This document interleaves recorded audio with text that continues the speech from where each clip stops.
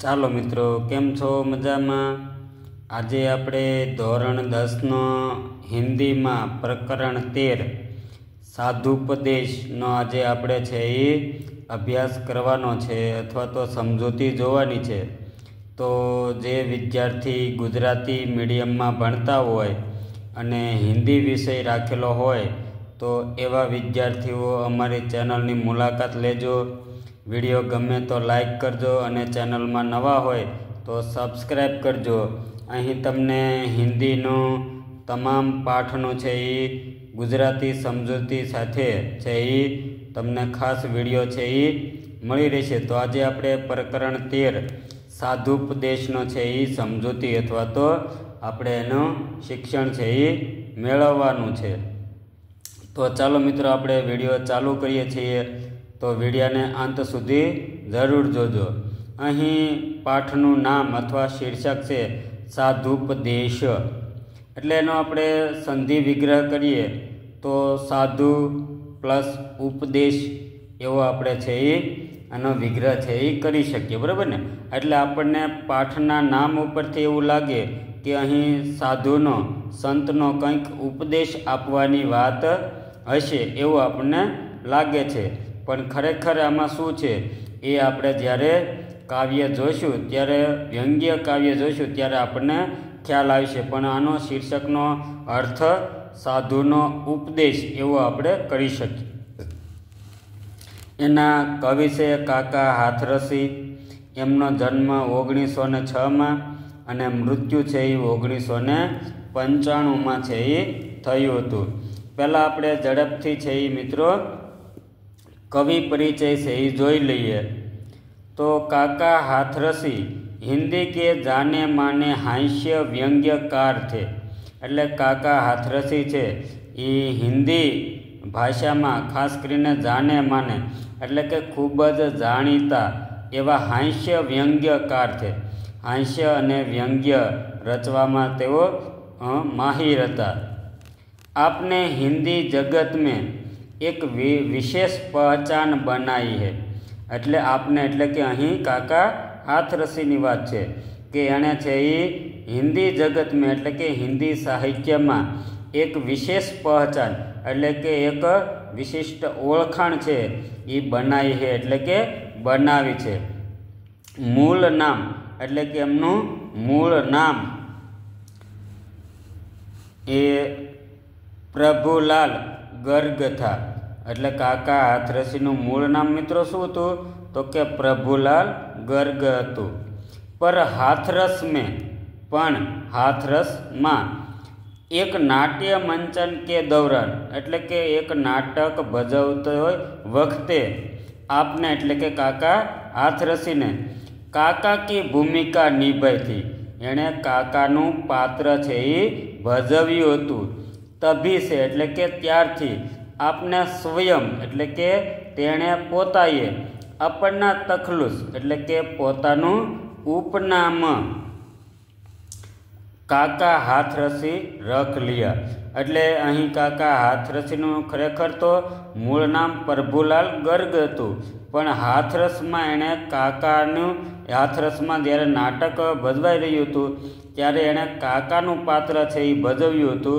એટલે ત્યારથી એણે છે એ પોતે છે કાકા હાથરસી આવું પોતાનું ઉપનામ છે એ ધારણ કર્યું હતું। હિન્દી કે હાસ્ય કવિઓ કો એટલે કે હિન્દીના જે હાસ્ય કવિઓ છે એને મંચ દેને કા શ્રેય એટલે કે મંચ સુધી પહોંચાડવા માટે, બરાબર ને, એક ક્ષેત્ર આપવા માટે શ્રેય આપકો જાતા હૈ। એટલે કે હિન્દી સાહિત્યમાં વ્યંગ્યનો અને હાસ્યનો જો ક્ષેત્રનો વિકાસ કર્યો હોય તો એનો ફાળો છે એ કાકા હાથરસીને ફાળે છે એ જાય છે। જહાં કहीं भी હાસ્ય કવિ સંમેલન એટલે જ્યાં કંયા પણ એમ કહેવાય કે હાસ્ય કવિ સંમેલન છે એ આયોજિત હોતે થે એટલે કે આયોજન થતું હતું। વહાં કાકા કી અનિવાર્ય એટલે કે ત્યાં કાકા હાથરસીની છે એ અનિવાર્ય એટલે કે અચૂક અનુપસ્તુતિ હોતી હતી એટલે કે ત્યાં એની હાજરી છે એ ચોક્કસ છે એ થતી હતી। हिंदी की सुविख्यात पत्र पत्रिकाए एटले के हिंदी भाषा में खूब ज जाणीती होय अथवा जाणीता होय एवा पत्रों अने पत्रिकाओ यथा एटले के जेवी रीते धर्मयुग, साप्ताहिक हिंदुस्तान, वीणा आ बधाय धर्मयुग होय, पछी साप्ताहिक हिंदुस्तान होय के वीणा आदि में एटले के वगैरह में आपकी रचनाएं एटले के काका हाथरसीनी रचनाएं नियमित रूप से एटले के दररोज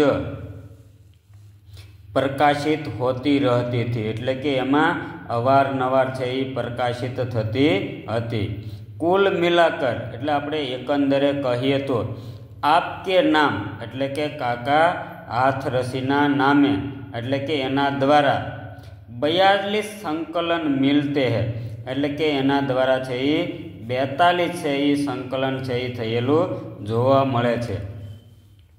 व्यंग्य हास्य के क्षेत्र में एटले के व्यंग्य ने हास्यना विभाग में क्षेत्र में आपके सुपुत्र निर्भय हाथरसिका काका कालेरकर तो हास्य व्यंग्य में मोखरे छे ते ए उपरांत आपके सुपुत्र एटले के एमनो पुत्र निर्भय हाथरसी एमना पुत्रનું नाम निर्भय हाथरसी का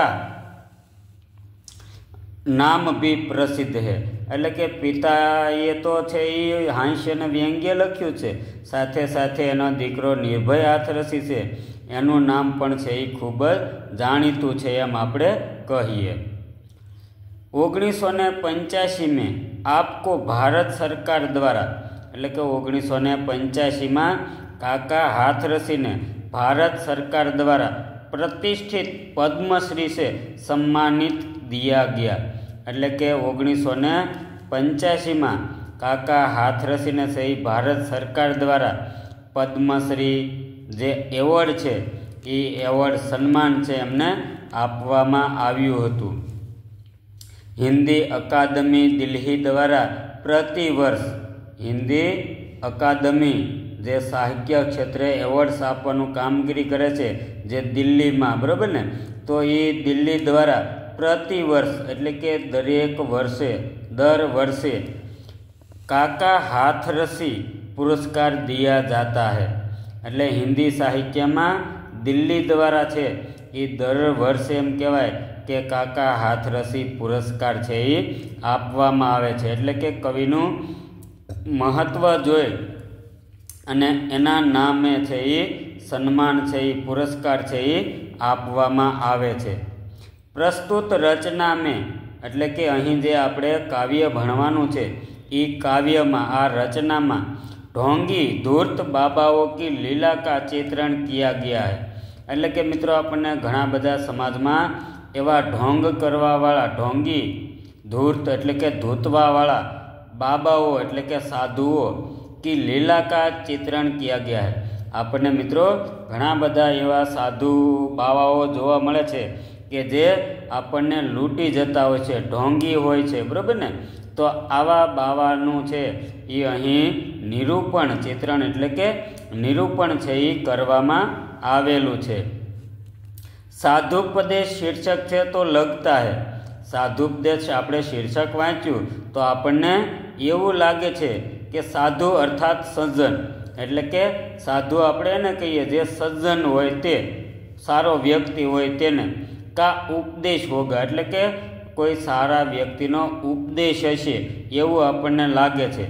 पर कविने व्यंग्य शैली अपनाकर पण अहीं कविए छे ए व्यंग्य शैली एटले के कटाक्ष वापरीने ऐसे साधु ढोंगी बाबा आवा जे साधुओ होय ढोंगी बाबाओ होय आदि के प्रति एटले के एमना प्रति अपना आक्रोश प्रकट किया है। लेखक ने एना माटे जे क्रोध जन्मे छे बराबर ने आक्रोश एनो जे जन्मे छे एवो आक्रोश एने छे ई प्रकट कर्यो छे। पोथी पढ़ने एटले पोथी एटले मोटू पुस्तक छे ई वांचवाने और माला फेरने से कुछ नहीं होता। મોટા મોટા પુસ્તકો વાંચો, માળાઓ ફેરવો તો એનાથી કાંઈ થતું નથી. એક ઓર હમ અને બીજી તરફ આપણે રામ નામ જપતે હૈ અને બીજી બાજુ રામ નામનું જપ કરે છે. ગોમુખી में હાથ ડાલ માલા કે દાને કો ફેરતે હૈ. એવી માળા રાખવાનું એક થેલી આવે છે, બરાબર મિત્રો, જેને ગોમુખી કહેવામાં આવે છે. તો ગોમુખી એ થેલીની અંદર માળાઓ રાખી અને આપણે એ માળાના દાણા એટલે કે પારા છે એ આપણે ફેરવીએ છીએ. તો દૂસરી તરફ તો બીજી તરફ એમ કહેવાય ઓર મીઠી છુરી ભી ચલાતે હૈ. એટલે કે સમાજમાં મિત્રો એવા સાધુઓ એવા બાવાઓ પણ છે કે જે એક બાજુ એમ આપણને લાગે છે કે વાહ કેટલા બધા સજ્જન છે, કેટલા બધા જ્ઞાની છે, કેટલા બધા એમ કહેવાય કે માળાના જપ કરે છે, ઈશ્વર ભક્તિ કરતા હોય એમ આપણને લાગે છે. એટલે કે એક હાથમાં માળા ફેરવે છે તો પાછું બીજું કાર્ય શું કરે છે તો કે બીજી બાજુ છે એ મીઠી મીઠી એમ કહેવાય કે ચોરી ચલાતે. એટલે કે એવા મીઠા મીઠા શબ્દો વાપરી અને માણસોને મૂર્ખ બનાવી અને એને લૂંટવાનું કામ કરતા હોય છે. એટલે આવી રીતે છે એ ચાકુ ચલાવવાનું કાર્ય કરે છે. એ તથાકથિત સાધુ બાબા એટલે કે આવા કહેવાતા સાધુઓ બાબાઓ ન તો જ્યાદા પઢે લિખે હોતે. અને આવા જે બાવાઓ હોય મિત્રો એ જ્યાં પણ વધારે ભણેલા નથી હોતા, ન જ્ઞાની અને ભણેલા પણ નથી હોતા અને એટલું બધું એને જ્ઞાન પણ નથી હોતું ઈશ્વરનું, જગતનું, જીવનું કે પરમાત્માનું. એને એટલું બધું જ્ઞાન નથી હોતું, એટલું બધું ભણેલા પણ નથી હોતા. इसलिए ભક્તો દ્વારા પૂછે ગયે.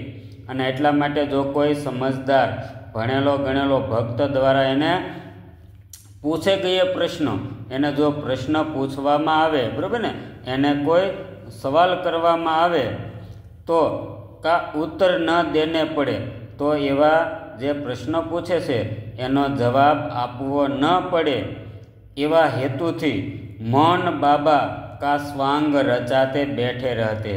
તો ત્યારે શું થાય કે આવા સાધુઓ હોય, બાવાઓ હોય, એ જ્ઞાન જાજુ ધરાવતા ન હોય એટલે કોઈ આવો પ્રશ્ન કરે તો ત્યારે શું બી કરે છે તો કે એવો ઢોંગ કરે છે, બરાબર ને, એવો છે એ જાણે બનાવે છે માણસને કે જાણે પોતે મૌન વ્રત ધારણ કરેલું હોય, બરાબર ને.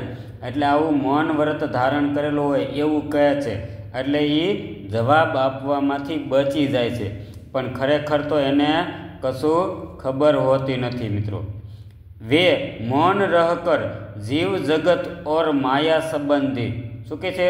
આવા બાવાઓ છે એ મૌન રહીને જીવ જગત અને જે માયા સંસાર છે એના સંબંધિત અસંગત બાતે, એટલે કે એને જે ખરેખર યોગ્ય નથી, બરાબર ને, આવી અસંગત બાતે મન ગઢંત બાતે કિએ જાતે હે.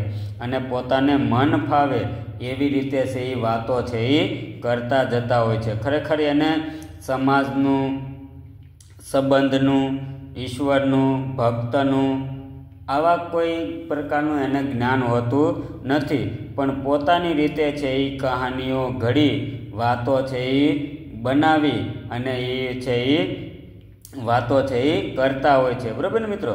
તો અહીં આપણે છે એ કવિ પરિચય અને પાઠનો છાળનો પેરેગ્રાફ છે એ આપણે જોયો છે મિત્રો.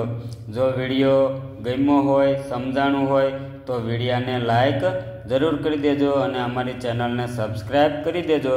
ફરી પાછા આપણે ભાગ 2માં મળીશું, ત્યારે આપણે શબ્દશ પંક્તિ પ્રમાણે એક એક પંક્તિનો આપણે છે એ ભાવાર્થ અને એનો અર્થ છે એ આપણે જોઈશું. તો સૌ મિત્રોને છે એ ગુડ નાઇટ.